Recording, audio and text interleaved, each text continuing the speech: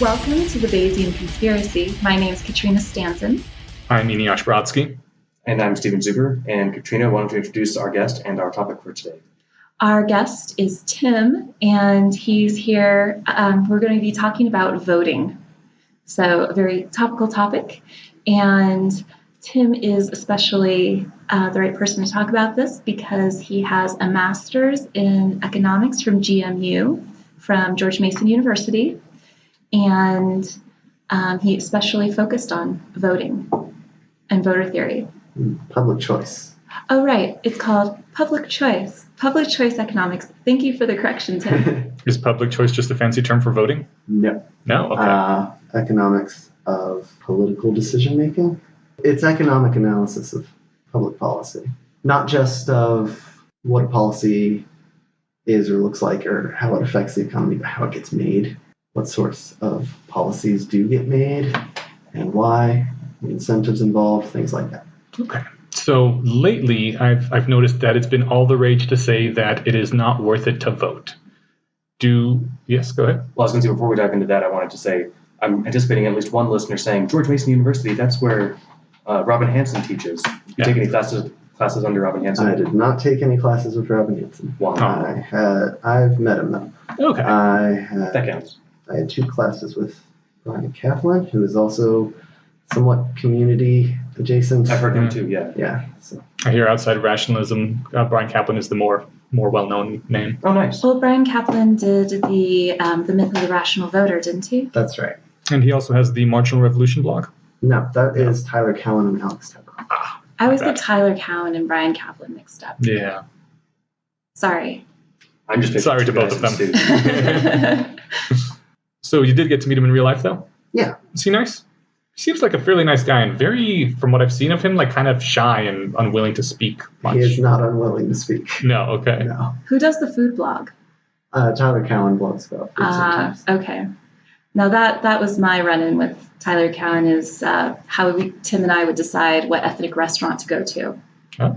Katrina actually got to see Robin in action. I did? Yeah, do you remember when we saw Franz Duvall speak? I do remember that. Yeah. Oh, you mean the questioner? Yes. Yeah, thank goodness. Thank goodness there was somebody there to put that guy in his place. He was just going off the rails, talking about animal behavior and why you need to be kind to each other. The connections were very poor. Franz Duvall is a very famous primate researcher. Yes, primate researcher. He is extraordinarily knowledgeable about empathy in animals. That does not give you enough information to say that we should be more empathetic in public policy. Which was what he was trying to claim? Yes, actually. It seemed strange to hear you disagreeing with him just now since you seem to like animals quite a bit. I do like animals quite a bit. I just don't like logical stretches. Yeah. There's Daniel Dennett has a quote that there's nothing bugs me more than that argument for a position I agree with. It's like, no, I like where you're going with this, but I don't like how you got there. Can we talk about this differently? Yeah, I totally feel him. Absolutely. And I felt that way during the Franz Duvall talk. And I felt that way with all the people who wanted me to read Ishmael by Dan Quinn. Like, what's wrong with you people? This is so poorly argued. What's Ishmael about? Oh, it's mostly about how, gosh, I think his conclusion was we should all go back to subsistence farming or something. Oh. It was a strongly Malthusian novel. And the conclusion, if any, I think, was that population control would be necessary. Yeah. Especially in Africa. It's been a long time, but it did not take me long to decide that I did not like it and that all the people who recommended it have poor taste in novels. Population control is especially needed in Africa?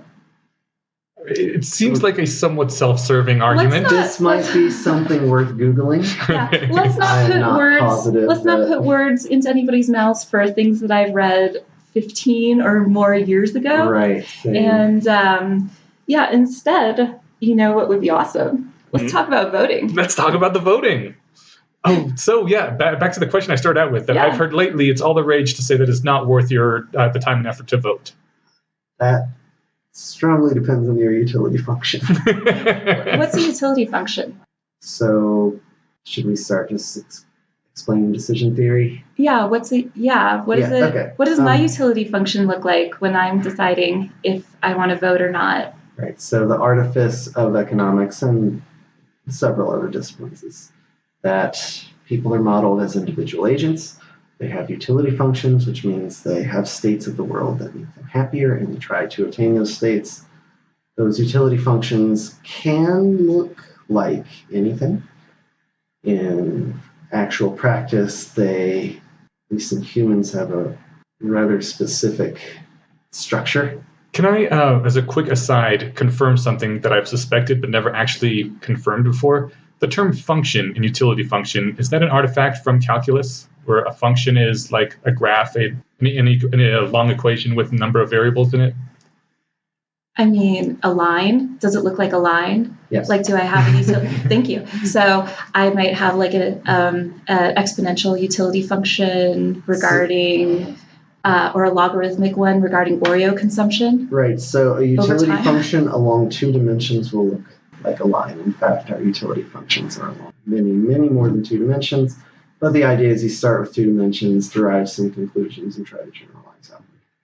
So it is okay to think of it in terms of an equation.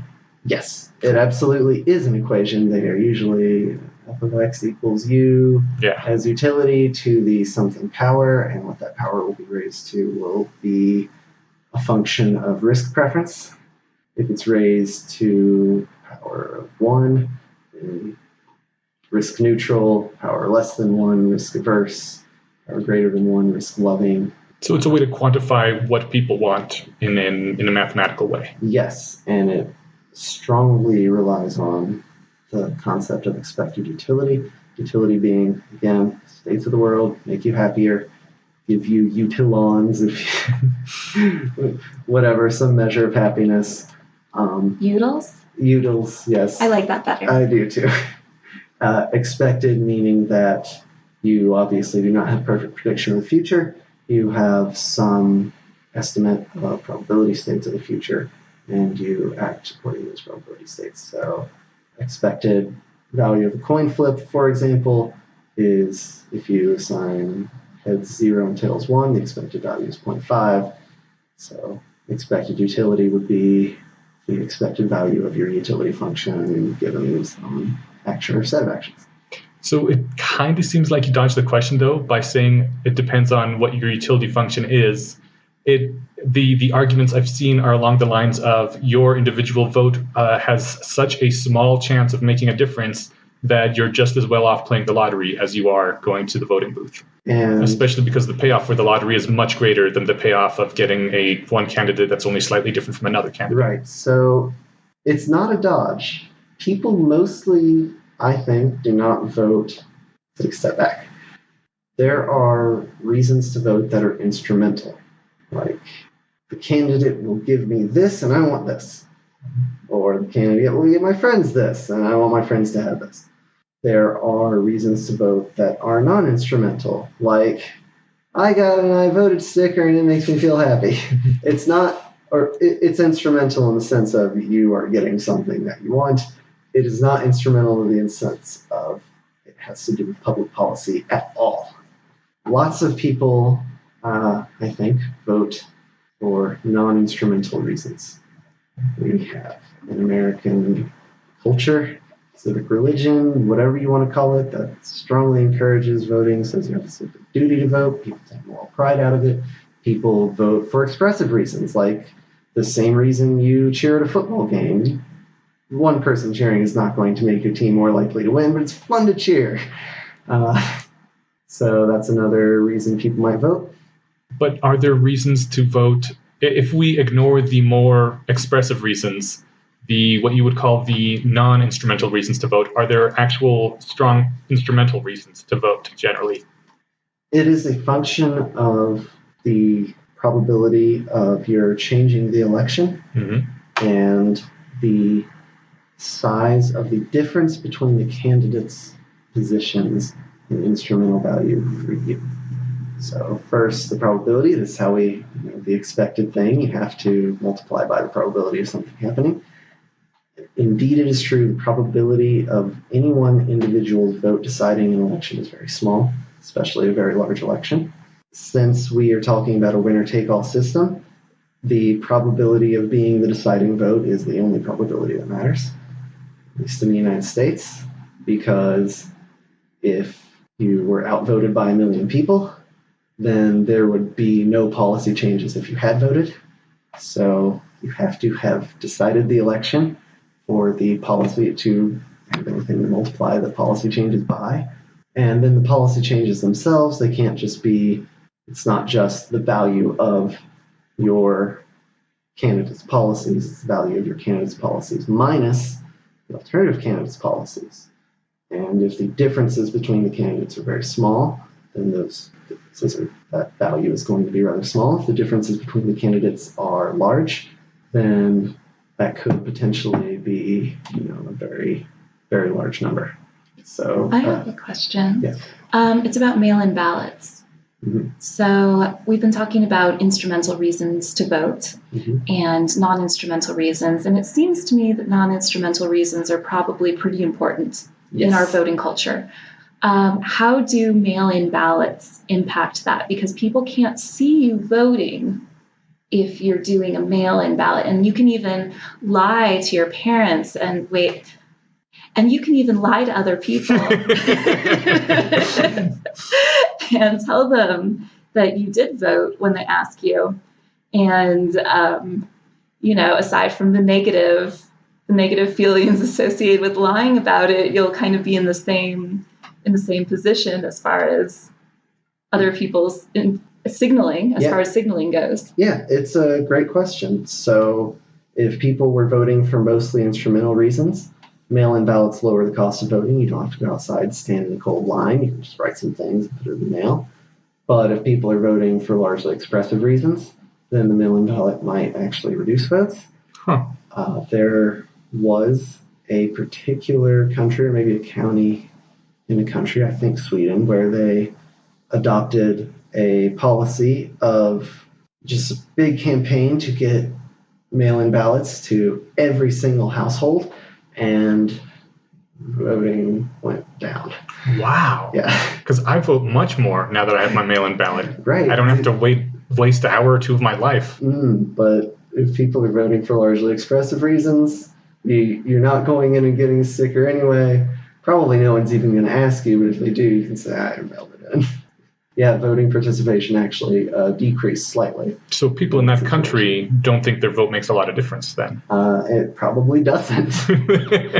So you were talking earlier about what the chances are of one person changing a vote in a state that is actually where it can make a big difference. It's a swing state. There's much closer to 50-50. Making a big difference is in quotes. Put some heavy quotes around that. So there are a whole lot of ways to model the probability of deciding an election. Standard models, you will sometimes see economists give very, very low numbers for the probability of being decisive in a large election like a U.S. presidential election. Those numbers can be, you could win the Powerball dozens of times in a row before you ever decide an election. Andrew Gelman, I hope it's pronounced Gelman, has been doing some more empirical work and modeling a bit differently, trying to take into account things like swing states, trying to take into account the models that give those very low numbers are fairly primitive. They sort of treat voters as if they're coin tosses. So Andrew Gelman's work has shown that for some states, a few swing states, if I remember, I can only remember two, New Mexico and Colorado. I do not remember the others. That if you live in one of those states and you do not have extra information from polls or something like that on the day of the election telling you that one candidate is utterly dominating the other, if you have good reason to think it's pretty close in those states, it can be as low as 1 in 10 million. That's your chance of making a difference? That is the chance of one vote deciding the U.S. presidential election in one of the 4 states. That's actually pretty high. 1 in 10 million? Well, compared to 1 in however many, several billion. But then there are states like New York where I believe the estimate was a lot closer to 1 in a billion. Yeah. And the Powerball, I think last I checked, was a little lower than 1 in 300 million, so you could win it like 3.5 times. See, if I had to kill 2 hours of my day for a 1 in 10 million chance, I don't think I would take it. Right. So it really strongly depends on what you think the policy differences between those candidates are and whether or not you think they are large enough to justify it. And it depends on where in the United States you live. But to give you, just for comparison, there have been 56 U.S. presidential elections since founding the country. So 1 in 10 million is much higher than those other estimates. It is still not very high. It is absolutely possible that policy differences could be large enough to make voting rational in one of the states. Probably not so much in New York. What if you have the opportunity to get a whole bunch of people to vote? Candidates obviously put a great deal of effort into not only getting people to vote, but pleasing voters, right? Yes. So it matters to them to move large groups of people. Yes, absolutely. And so if you could spend the same time that you would have spent voting successfully encouraging 10 other people to vote, then you have done 10 times what you could do by yourself, right? So yes, encouraging other people to vote can be far, far, far more effective than voting yourself, conceivably. Are we potentially doing something bad here by telling people that it's irrational to vote? I actually have. Not that we're telling people that, but could that be a bad thing to tell people that it's irrational to vote? I want to interject there really quick and say that one reason people might want to go out and vote rather than say mail it in is that your employer has to be okay with you taking the day off of work or taking that time off of work. A lot of people hate their jobs and they are excused for those hours to go vote, right? I don't think they are. Really? Yeah. I'm pretty positive. They are. They are? Yes. Oh, okay. But they don't get them paid. No. No. Okay. But you can't be fired for having taken the time off to vote. I see. That would be you would get your butt sued. Okay. Yeah. Who sued butts? I do actually have a couple theoretical rational reasons to vote, but I wanted to get through those in a little bit because we were talking just now. You said that it'd be worth it if you could spend the time you would use voting to get even 2 or 3 other people to vote. That's much more worth it. Isn't that kind of putting us in a red queen race, though, where everyone is best off using all their time getting everyone else to vote, and we're dumping mass amounts of resources, wasting basically mass amounts of resources and time in something that we could not waste those resources in if we just all agreed not to? Yes. Okay. Yes, voting is costly. It takes time. It takes lots of people to tabulate votes. Voting is expensive, and the larger your country, the more expensive it is. And you can significantly reduce the cost of taxpayer expense by reducing the number of people who vote. So to go back to my question, would it be a good thing to encourage people not to vote? Or if we were in a position to actually make any kind of difference, or would that be an absolutely terrible thing because we would potentially be getting more educated people to vote less compared to potentially other demographics? Who are you targeting in your Don't Vote campaign? Well, let's say we are targeting fans of rationality and less wrong. Or generally just people who are amenable to like decision theory based arguments, right? So that won't appeal to the emotional voter, but it might appeal to somebody who is thinking, is it worth it to me to vote to this year or not? They might be, and they, for whatever reason, hear this, they might be swayed, like, you know what, fuck it, forget it. So I want to give a round of applause to you guys. Were you reading up on decision theory before this, or did you guys just come up with this on the fly? I was doing a little homework, but how did that weigh in formally? Oh, I was just wondering because the timeless decision theory has something to say about voting, which is very similar to what you just said. Sure. I didn't read up on timeless decision theory today, but I'm vaguely familiar with it. So, did you want to tackle this, or? No, go ahead if you've got it. Okay. One of the things that Eliezer works on is artificial intelligence. And so he has a slightly different perspective on things. One of those being, if you have a single intelligence programmed artificially, you can replicate that intelligence many, many times. And so it's important to make an intelligence that is okay cooperating with itself. For example, In Harry Potter and the Methods of Rationality, there's one point where Harry Potter is talking with Draco Malfoy, and they talk about Pansy Parkinson.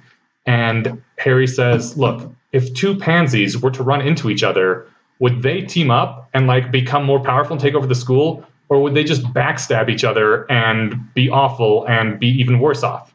And the answer in the story is Pansy Parkinson obviously would not cooperate with herself. And so it's bad to have more agents like her. But any ideology that depends on it not being spread because it's toxic, I think is going to fail eventually.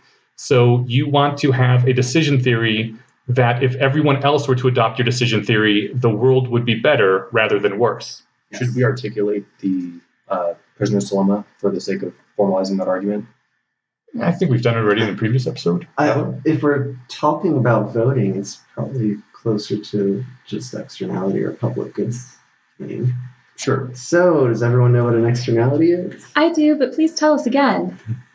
In economics, if you have a two-party transaction, any effects they have on third parties that have no say whatsoever on the transaction is an externality. They can be positive or negative. So I buy a really nice shirt from some store, and someone sees my shirt and they're like, oh, that's nice. They weren't part of the transaction, but they got to see the nice shirt. Or if I drive my car, it emits carbon into the atmosphere and contributes to climate change. That would be a negative externality. And because, I bought the car, I bought the gas, no one, the people in Africa being affected by climate change definitely didn't have anything to say about that transaction. So that would be a negative externality.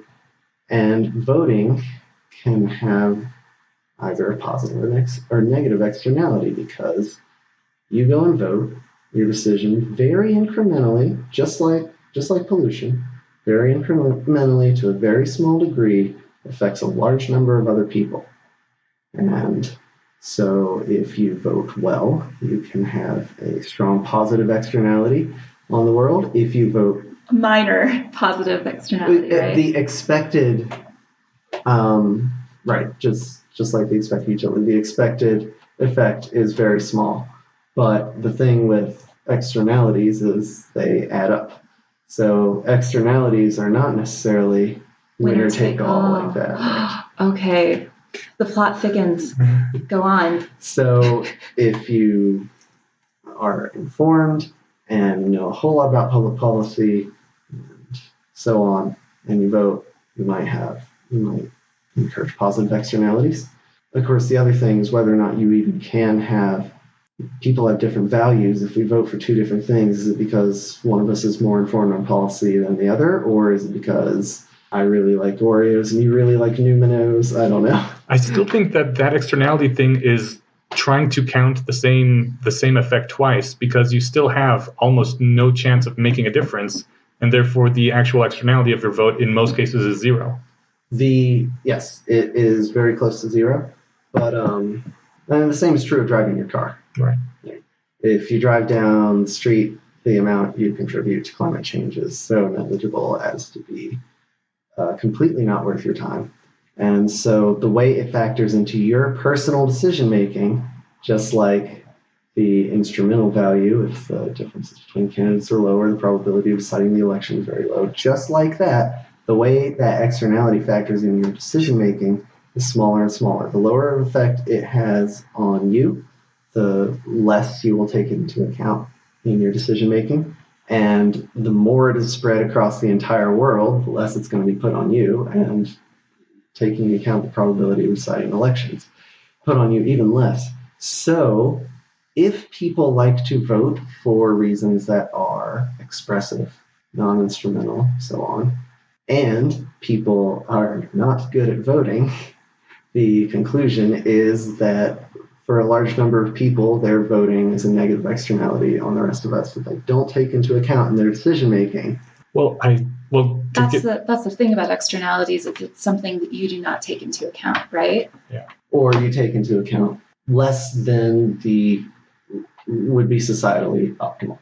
I do think it would be in this case, important to go back to the timeless decision theory, though, because in the case of timeless decision theory, when you make a choice, you are literally making the same choice for everyone who has a decision theory that is identical to yours, and in a way, making the same choice for everyone who has a decision theory very similar to yours.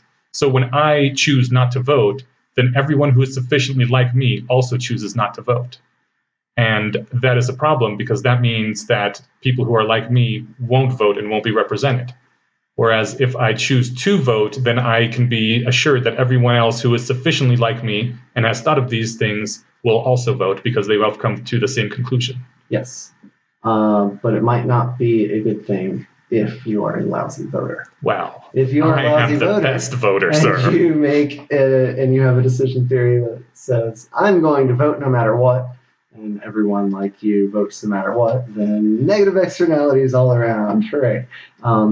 If you are a very well-informed and good voter, then you would want a decision theory that, yes, encourages you and other people to vote. So the thing with the negative externality is you don't take that into account, and so you get too much of it. The same is true of positive externalities. You don't take into account, so you can get too little of it. So a timeless decision theoretic agent would hopefully have a decision theory that says, I will vote on things where I am very well informed. I will not vote on things where I am not well informed. Now, the other thing with this whole probability of a vote being very, deciding an election being very low, is that voters don't have very much incentive to get informed. Yeah. And if you want to read more on that, you can read Carpini and Heater's What Americans Know About Politics and Why It Matters. If you want to just be aghast in absolute horror of how ignorant your fellow citizens are about even the basics of anything in our government, that's the book for you. So the answer is everyone who's listening to this podcast should vote, but encourage everyone who isn't listening to the podcast to not vote. Yeah. Well, I don't know. Do we have a lot of neo-reactionary listeners? Because I don't know, actually. We don't know who our listeners are. No, we haven't ever done any poll or anything. Well, they don't believe in democracy anyway. That's true. So. That would be going against their intrinsic values. Okay, well then I was going to say, you were talking earlier about other possible reasons to vote, even if you aren't necessarily well-informed, I think. Did you say that earlier? I did. I mean, there's other reasons to vote. One might be you feel good, you're cheering, rah, rah, rah. You have a significant other who is irrational and for some reason really thinks that you should vote. That's a little bit of a mea culpa right there. I've apologized. And how do you feel about the bowling hack? I don't know about the bowling hack. I don't know if that's actually what it's called. That's how I remember it. The hack being the best thing to do is to find someone who you like enough to bowl with, but who you know is going to vote the opposite of you on just about everything. And instead of going to the polls, both of you go bowling.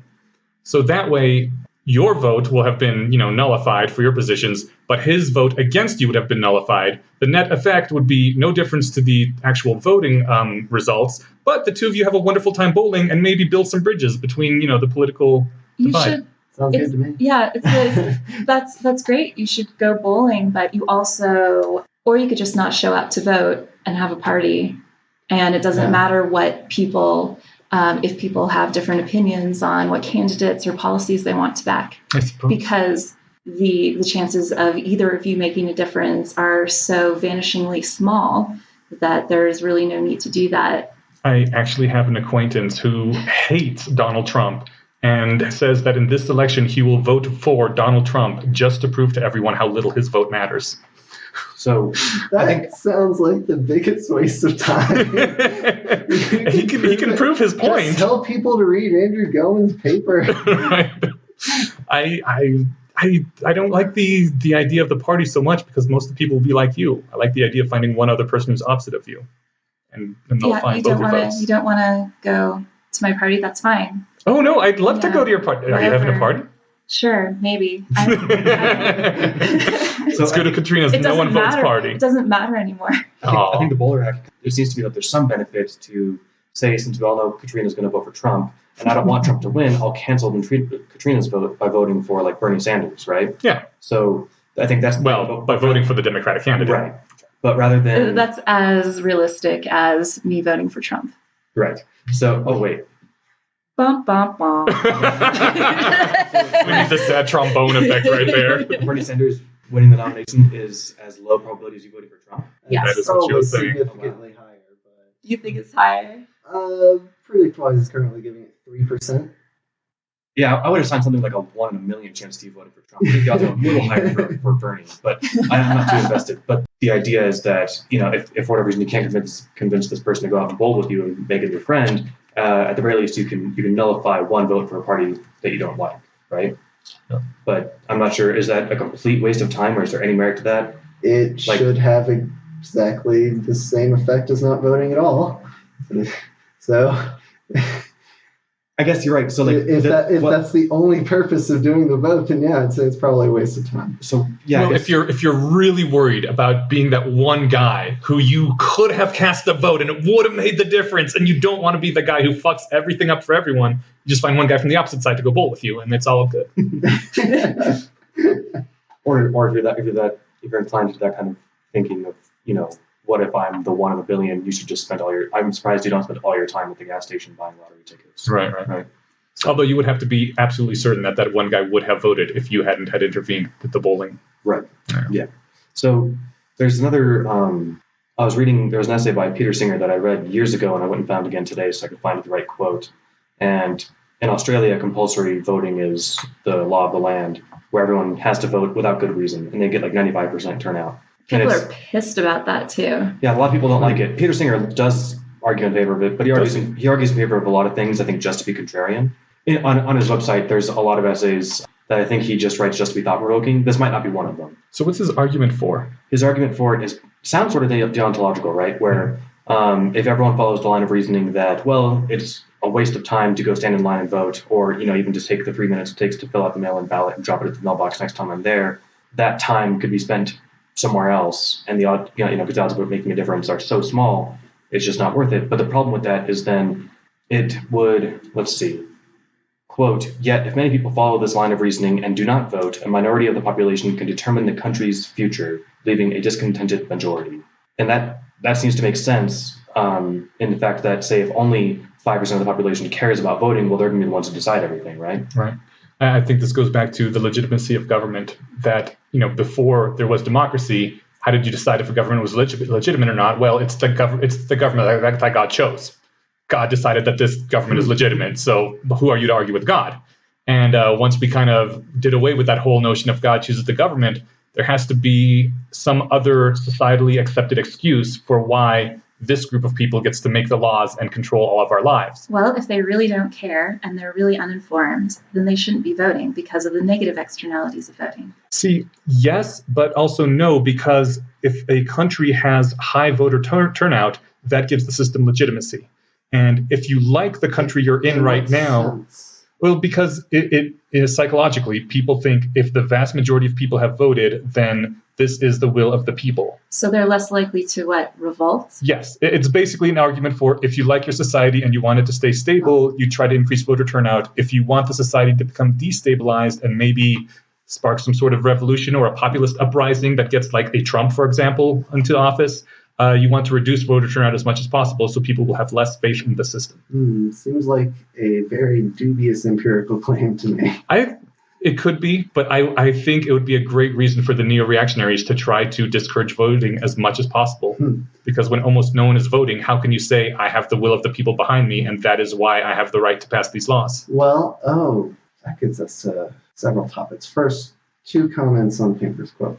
One, there's an equilibrium. The fewer people... You said Pinker, it was Peter Singer. Oh, I thought you said Stephen Pinker. Peter Singer. Sort of illiterate. Yeah. Yeah, Singer. Okay, well, one, there's an equilibrium. Fewer people who vote, it increases the probability of deciding the election, increases the instrumental value of deciding, right? So... economics. Yeah, economics. The second, though, this idea of a popular mandate or rule of the minority, Is everyone familiar with Arrow's impossibility theorem? No. I'm not either. No. Okay. So, Kenneth Arrow in 1967-ish wrote a paper proving that no voting system could satisfy a list of several desirable qualities. Arrow's impossibility theorem states that there's no voting system that can fulfill a few very desirable axioms. Those axioms being one, non-dictatorship. One person doesn't just get to override one or even however many people's votes or say what they say in the matter. No topics, policies, bills, laws, whatever are off the table. Everything is allowed to be voted on. This is called unrestricted domain. In the United States, we don't quite have this, the Bill of Rights. We can overturn any bill we want in the Bill of Rights, but it requires a supermajority. But we have taken some topics off the table effectively. Monotonicity, which is the idea that if a candidate gets more popular with any one or any group of voters, that should not hurt their chances of winning. Some voting systems actually have this flaw that if one candidate rises in popularity, it causes them to lose.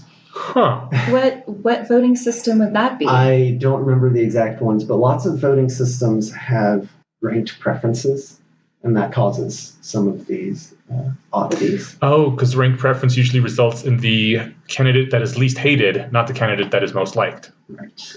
Exactly. The independence of irrelevant alternatives. So just for example, you're talking with your friends and say, should we eat Indian and Italian? And everyone says, let's go eat Indian. And then someone else says, well, wait, should we go eat at this vegan restaurant instead? And then you say, I don't want to eat there. Let's all go eat Italian. You can introduce alternatives. You can introduce candidates, and it can cause the most favored candidate to lose popularity, even though everyone still preferred that most favored candidate to the introduced candidate. And there are some other desirable properties you might want. I don't think they're strictly part of the impossibility theorem, but for instance, if you are going to allow people to rank their preferences, it could be useful to rank the intensity of people's preferences. Like if you just have, like a board account, for instance, allows you, if there's 5 candidates, one gets 5 points, one gets 4 points, one gets 3 points.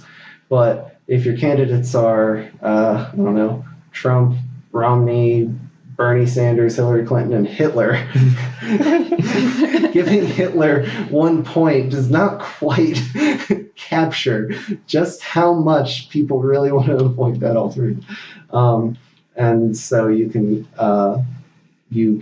get weird preference orderings. The end result of this impossibility theorem is that, at least theoretically, this will of the people or the democratic mandate or so on is not possible.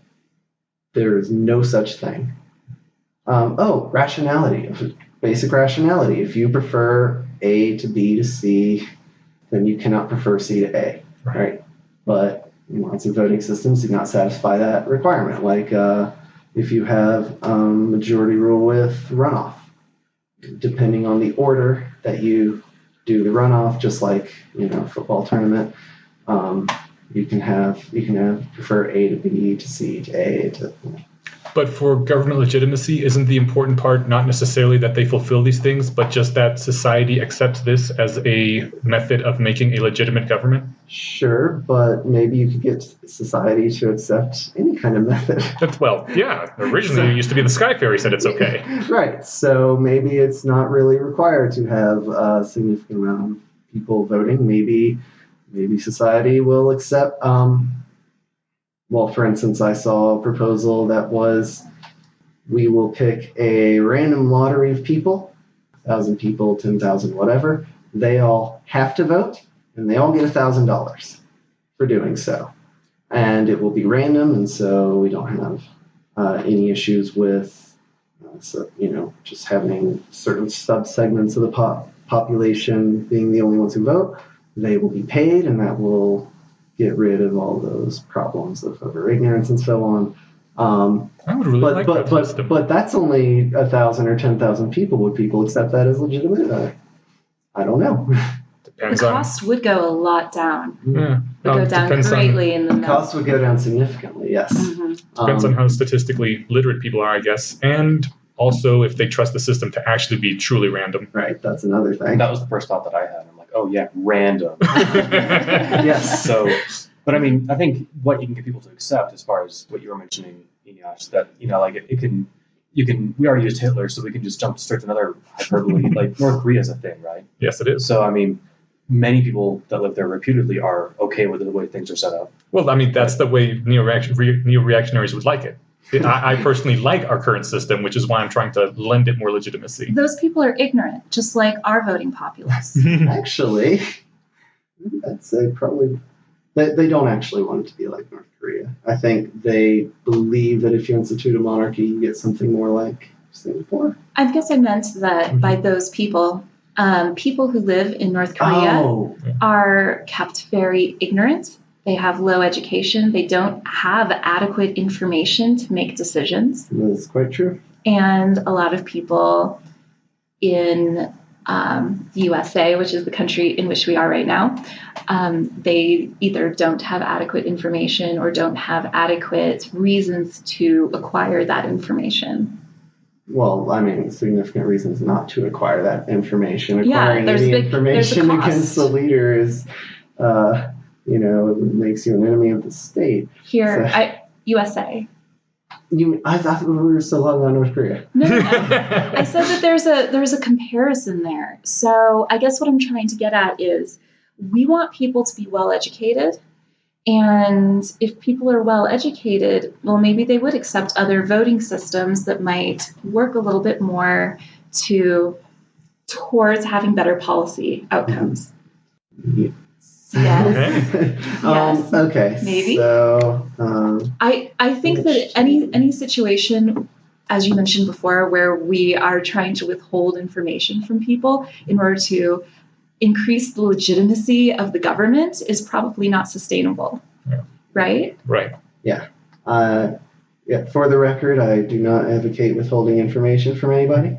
I think that people who are very ignorant or very biased vote poorly. That is a negative externality. That's not good. So I am strongly against compulsory voting because compulsory voting does not solve the problem of getting people to actually investigate, learn the issues, learn basic social science or anything like that. Question. Yes. I brought up earlier the myth of the rational voter. Yes. So I've heard a lot of people recently, a number of people talking about how people vote in their own self-interest. Mm-hmm. And I was made aware that maybe that is not the case. Could you talk about why people vote? Right. Or how people vote? How people vote. So The Myth of the Rational Voter is a book by Brian Kaplan. A little backstory about public choice. Public choice started with this insight that voters do not have much reason to get much knowledge, but special interest groups do. And so public choice is kind of riding for a long time on this idea that special interests capture policy. Voters do nothing about it. Unions are an organized interest, but unemployed people are not. For example, Donald Whitman, I believe in the 90s, wrote a book called The Myth of Democratic Failure, where he argued that our political institutions are actually efficient, do capture voter preferences very well, and do get us good public policy. So some of the things that the public choice theorists have been criticizing were, for example, the party system bundles issues and lets you maybe hide some issues from voter. If you have one issue voters, you can give them that one issue and then give whatever you want to whatever lobbyists are capturing your votes. The party system actually could increase accountability. Right? You have maybe not anymore, but at least in the 90s when it was written, I think you could say that you knew what the Republicans were for and what the Democrats were for. If you voted for that candidate, you pretty much knew what you were getting. It also turns out to be the case that most voters' political beliefs, values, and so on are serially aligned. So, What does that mean? well, even things that may seem unrelated, like, for instance, wanting to spend more money to send people to college and gun control. I don't see a connection between those two, but most Americans do. Or if they don't see a connection between those two, it doesn't matter because their beliefs on them are serially aligned anyway. And so the parties mostly are just collating what people want, and you can just, simplifies information. That's just one example of Donald Whitman's arguments. He has several chapters. Very interesting book. Brian Kaplan's response was the myth of the rational voter. Oh, well, sorry, I should go back. Donald Whitman's central argument is if you have these voters who are ignorant, that doesn't mean they're biased. If you have rational expectations, you will have some people who are, what's the old joke about rational expectations? You shoot, 10 bullets on the left side of the dartboard and 10 bullets on the right side, and oh, wow, I got all 20 right in the center. Because it's an average over preferences, but an average over preferences. Funny old joke that. My precious self-esteem. So if you have a whole bunch of people who are wrong about a policy one way and a whole bunch of people who are wrong about it the other way, they cancel it out. The informed voters then decide to vote, and you get a good policy. So Brian Kaplan's argument was voters aren't just ignorant, they're biased. The myth of the rational voter. He calls it rational irrationality. Since that term might be confusing to all the rationalists out there, maybe rational bias. No, still doesn't work, does it? I mean, it could. And it's not this. It's this idea that people get some kind of utility for having beliefs that are kind of dumb. That makes a lot of sense, honestly. Yeah. I saw a Penn and Teller bit where Penn, he does some half-assed thing with the card. He's like, here's the card, and he shuffles it really half-assedly back in the deck. And he's like, do you believe that card is shuffled well into the deck? Some guy in the audience. And the guy says, yeah. It's like, I have 50 quid in my dressing room. I'm willing to go get it and bet you. Do you still want to tell me that card is in it? No. As soon as you impose a cost for believing the crazy thing you don't believe, like a bad habit. And if voters have these biases, then things are actually a lot worse. A lot worse than you could get in the sort of rational ignorance world, where people are just ignorant, they don't care, special interests are capturing things. Because, so what Katrina brought up was that voters do not necessarily vote their self-interest. It's a robust finding of decades of political science research. Everyone knows voters vote their pocketbooks except for political scientists who know pretty damn well that they don't. Older people are not more in favor of Social Security payments. Younger people are more in favor. Men are more in favor of abortion rights for women. People who have children have no different opinions on busing than people who do not have children. Pick an issue.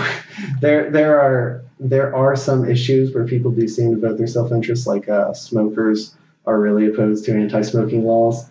But the cost for them is different. Well, yeah, the cost for them is immediate, obvious, significant. Yeah.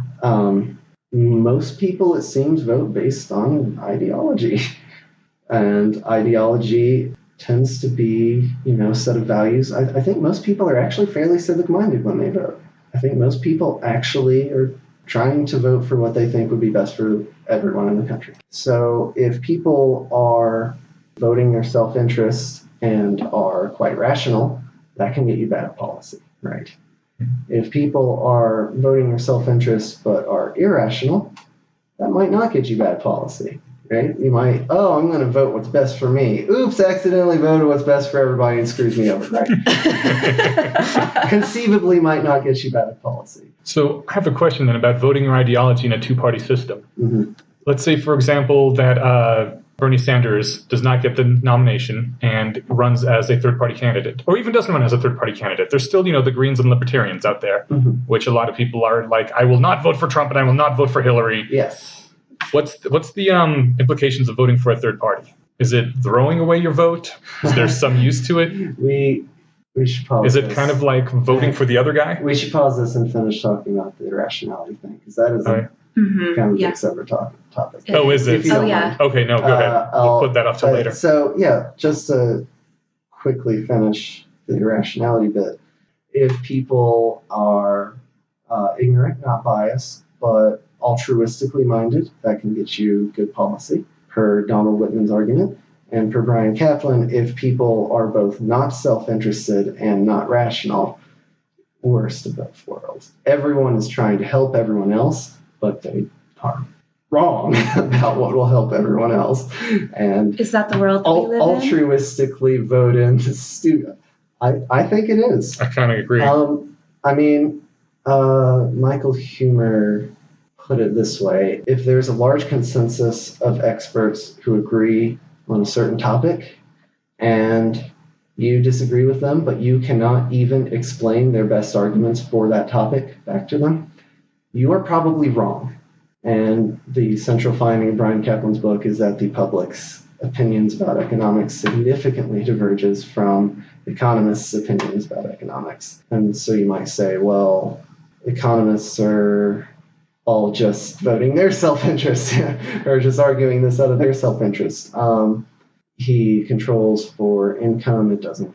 But every economist I've heard say that is also of the neoliberal school. Is there... So that is the other one. Well, maybe it's just ideological.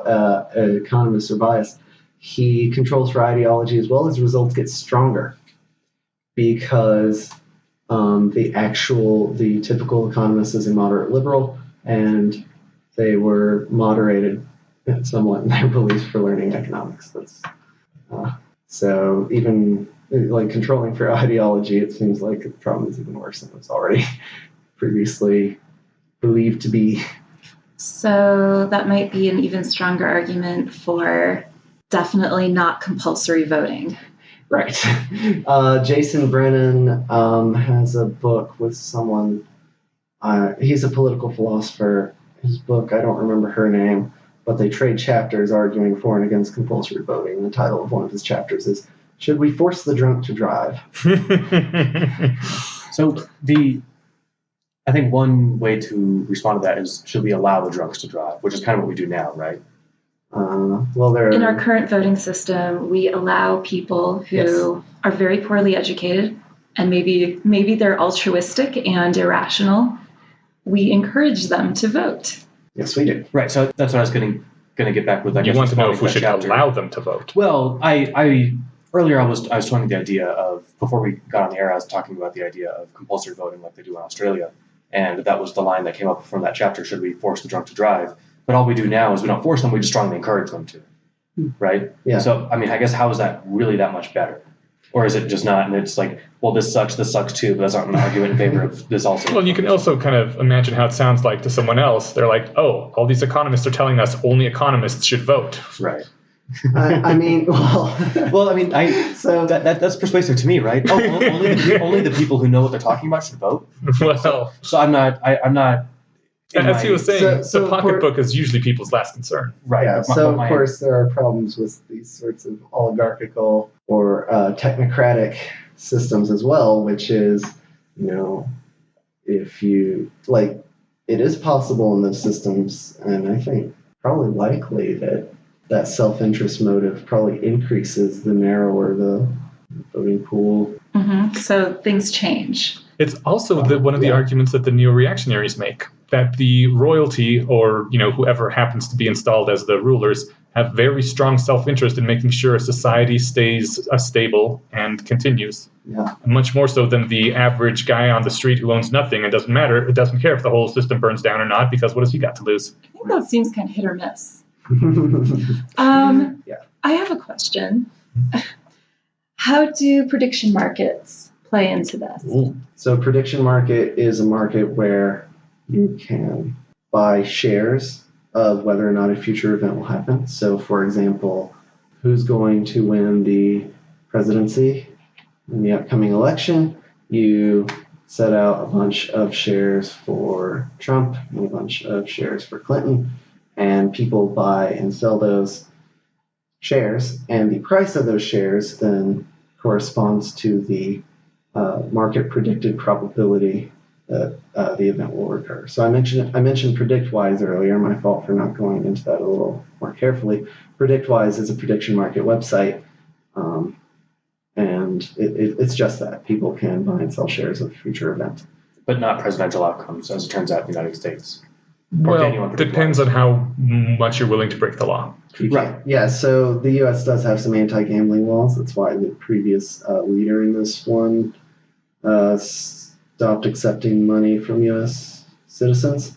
But, I mean, it keeps happening. More websites are popping up. You can find several. And if you want to flout the law or just nebulously sort of... I guess the question is gray area. That changes incentives in prediction when your money's behind it, right?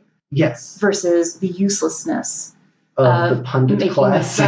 Making a vote, right? There's a quote by somebody, it might be Daniel Gilbert, that betting in a prediction market is a way to call yourself on your bullshit. Yeah. So whereas you might just say, no, I'm pretty sure this is going to happen, but then the second, like you said in the Penn and Teller example, that you're asked to put your money down on it, you're like, oh no, I'm not that confident. Despite how confident I said I was a second ago, I'm certainly not confident enough to bet $5. Yeah. So. Yes. So, for example, right now, PredictWise gives Hillary Clinton around 97% chance of taking the Democratic nomination, and the Democratic Party a 67% chance of winning the election. If, in fact, the true probability is lower than that, you can make yourself a little bit of money, because you don't have to wait until the election is done. You can sell your shares when the price changes, right? So if you just are really sure that the Clinton-Trump race is just going to be super close, then go make some bets. Go prove to the world that you're right. Is PredictWise taking money from American people? I'm not sure, actually. Okay, because I would be interested in. I'd like to draw an anecdote. In one of Stephen Hawking's earlier books, he mentions how he originally betted a friend against the existence of black holes because he thought they didn't exist. So he bet that they did exist. Because he said, then that way, if they did exist, at least I won the bet. Yes. So this hedging. This makes me want to go bet or to go put money down on PredictWise for Trump because I don't want him to win. To be fair, Stephen Hawking usually bets his actual opinions. Right, but I liked just the joke. Look, if society's going to collapse, at least you get $1,000 out of it. Well, yeah, Exactly. but Stephen's right. You can actually use a prediction market as insurance against undesired outcomes. Yeah. I don't think many people use them for that purpose, but it is if Trump winning is worth negative $1,000 to you, go out. That's the money on Trump, right? But if enough people do that, doesn't it lose its value as a prediction market?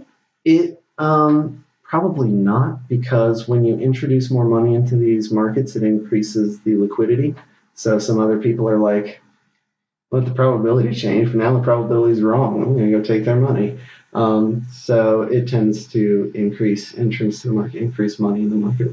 We should have an entire episode about prediction markets at some point, because I love prediction markets. Yes, they're great. And Robin Hanson has proposed systems of government based on prediction markets. Yeah, he calls it futarchy? Futarchy. As long as we're bringing Robin Hanson into the mix, didn't he not get into some hot water? Well, a little bit. Wasn't one of his prediction market things shut down because they had an option to bet on like when the next terrorist attack will take place? Yes. Yeah, there was some. Yes, and there was some silly frenzy over whether that would financially encourage people to do a terrorist attack, but the cap on spending in that market was $100.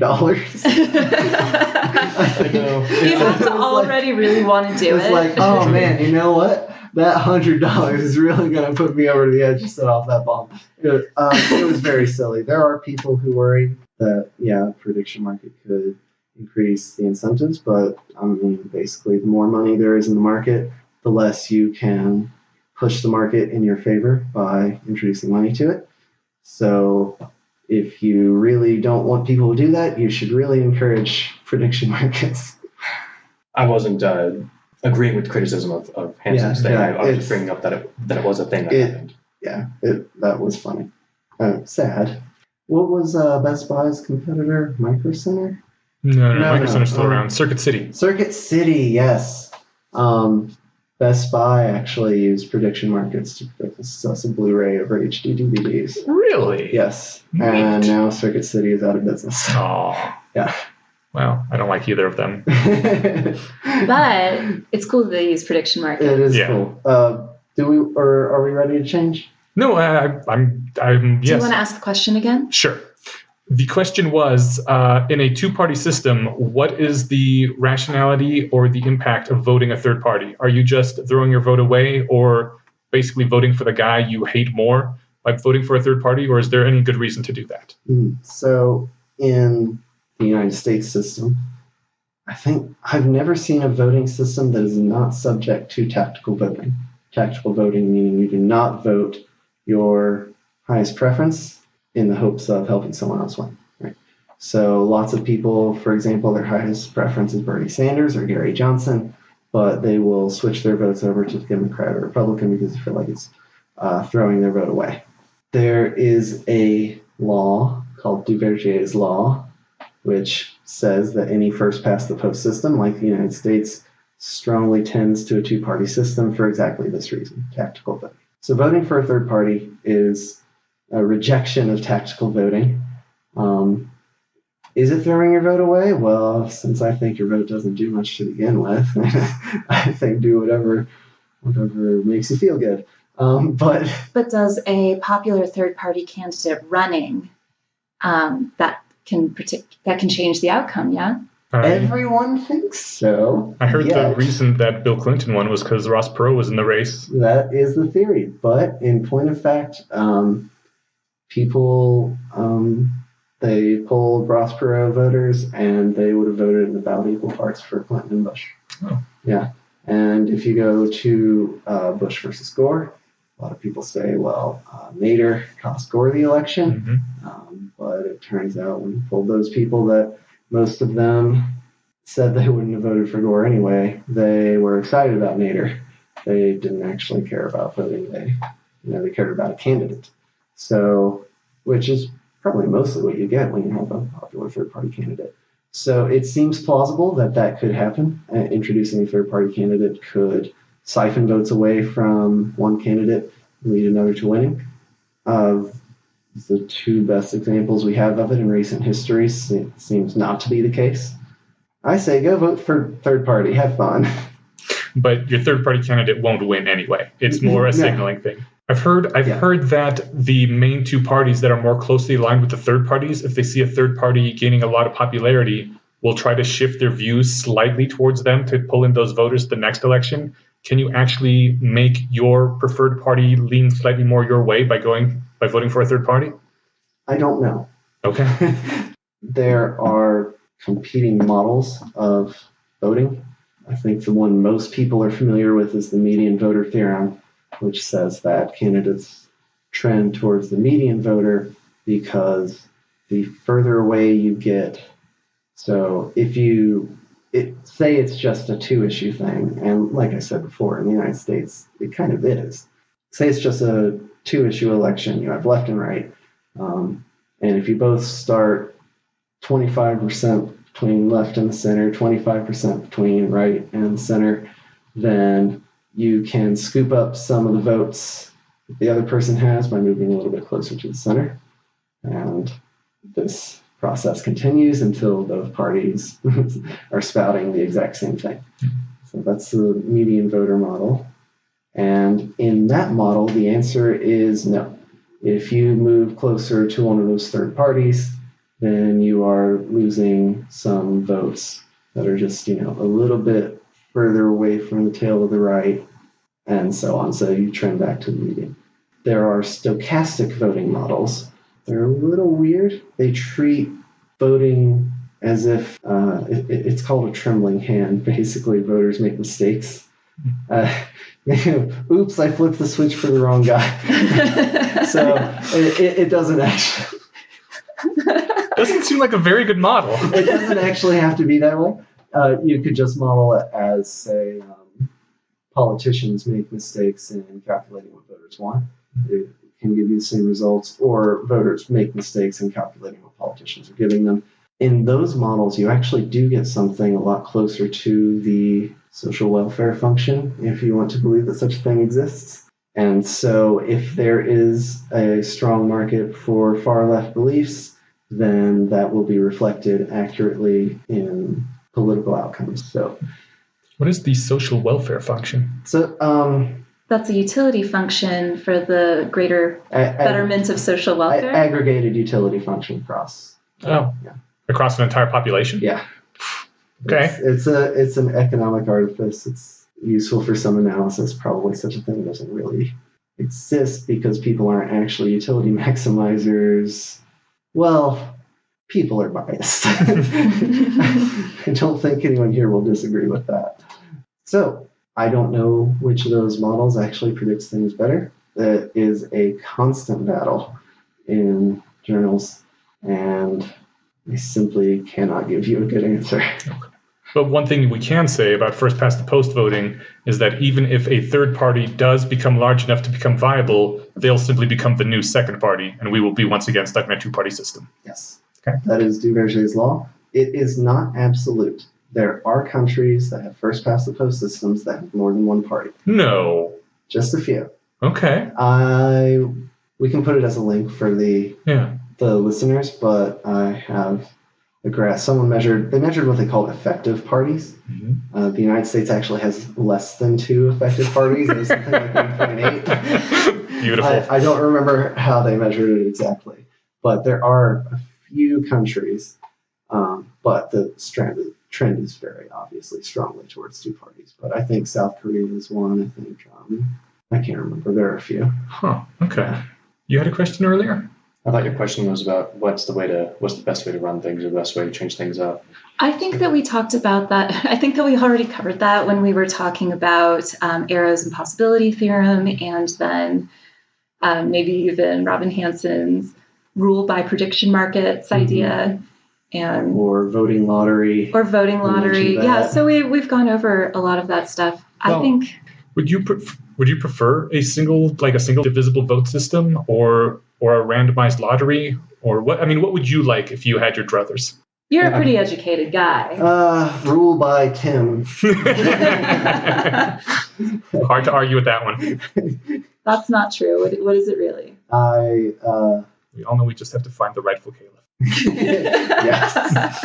I am not smart or informed enough to answer that question. You have to have an opinion. I have some things that I would prefer to what we have now, but I'm not sure that I prefer them very strongly. Like, I like the idea of a voting lottery. I like the idea of voting systems that rank candidates, because those tend to trend towards the least unpopular candidate. Mm-hmm. Right? So if you have very divisive candidates, those voting systems tend towards the least divisive candidate. So those have some very nice aspects. But the range of voting possibilities is so large. I want to keep things democratic, but how democratic? I mean, if we can incentivize people to actually learn something about policy and be educated, informed, expressing their opinions honestly, well, like I said, I don't think any voting system is immune to tactical voting, but some are worse than others. So you're not of the opinion that first past the post is the worst? No. Okay. No. What's the worst voting system you can think of? Rule by Kim Jong-un. That's not a voting system, though. It's one person, one man, one vote. They are a democratic republic of North Korea. Didn't you see the country name? It's a voting system. All votes are made by one person. No. Some of them have some pretty bad properties. I really like the idea of monotonicity. If a candidate gets more popular, they shouldn't lose. So I'm not a big fan of the Ranked preference. sequential. No, the Runoffs? yeah, runoffs. Yeah, runoff systems. But I do not have a strong answer for you. I think honestly, the biggest problems we have are voter irrationality, and I mean I think that's probably the biggest problem. Well, then in that case, which voting system is the most entertaining? Ruled by Kim Jong-un. See, I think that one's really boring. It's always Kim Jong-un. Like, I grew up in a very political family, and every 4 years it's like the Super Bowl of politics. But have you seen the advertisements that they make about how they're going to blow up America? They're baffling and crazy and funny if they weren't so terrifying and sad. The things that Tim finds most interesting are different than other people. Yeah, He has a special taste. I'm not a big fan of American political theater. I never listen to political speeches. I never watch the debates. The way candidates talk makes my skin crawl. I found I could get around some of that by finding transcripts online and having my computer read it out in the monotone, chopped language. And that way you lose the emphasis and the voice and the power. And you can just get the message, and then you find that it's just what everyone else is saying. I used to actually enjoy listening to political speeches, and then I met Tim. And he ruined it for me. Yeah, it's probably about time for us to wrap up. This has been great. Thank you so much for lending your expertise and economic wisdom, public choice wisdom. Sorry, I got it wrong before. Thank you for having me. And if I said anything that was wrong, it's Brian Kaplan's fault. Is there anything you want to say before we go, or anything that you want to plug or promote? No, sorry, I've got nothing. I did not come prepared to answer that question. Okay. If that changes, let us know. We'll put everything out there. Yeah, we'll put in links. I was hoping to be able to solve the problem of how to fix the voting system. Today. Yeah, today. Yeah, this hour. just right here, so, right now. That's what we try and do is we try to find the problem and then solve it within under 90 minutes. When does that work? Not once Ever, yet, but so far we're I want one before. I didn't realize that was the goal of this podcast. That's the goal of life. Oh. Wow. Yeah, right. You got big goals, man. Solve all the problems. First step is to become God. I think Plato equated democracy with anarchy, and then Ben Franklin said, "Yeah, it's the worst, but it's better than all the other ones out there, right?" Yeah. I heard that attributed to Churchill. Yeah, I've heard it. How about Lincoln or Mahatma Gandhi? That man's name, Albert Einstein. Use the Force, Harry, by Gandalf. You can't believe everything you read on the internet. Lincoln said that. Well, thank you for listening, and we'll talk to you soon. Bye. Thanks. Later.